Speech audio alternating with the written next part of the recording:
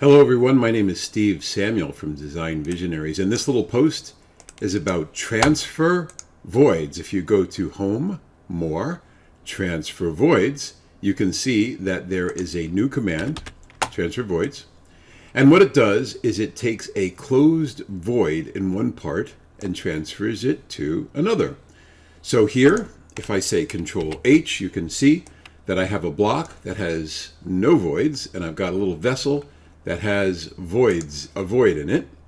And the first thing I'm going to do is I'm going to fully close the vessel.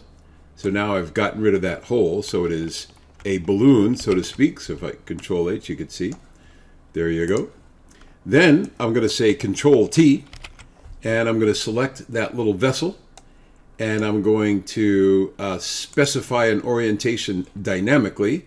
So I'm going to just push this around, and I'm going to rotate this like this, and I'm going to push it in here like that, like that.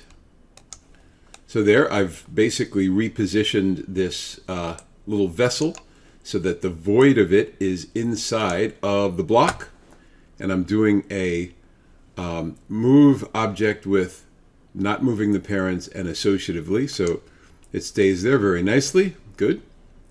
And then I'm simply going to say Home, More, Transfer Voids. I'm going to select the target body. This is the body that I want the void in this vessel to be transferred to. And then I'm going to select the tool like this and say OK. And what I get is the void that was in the vessel is now in the block.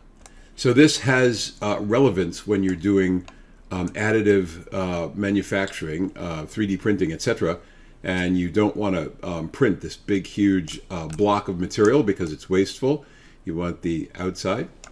Why wouldn't you shell out the solid that you're printing? Because sometimes the void that you want is not that shape, like if you're going to do die casting or something like that. So there you have it, transfer voids. Again, my name is Steve Samuel from Design Visionaries. Please like and subscribe if you enjoyed this video. If you didn't like the video, just don't tell anybody. Take care.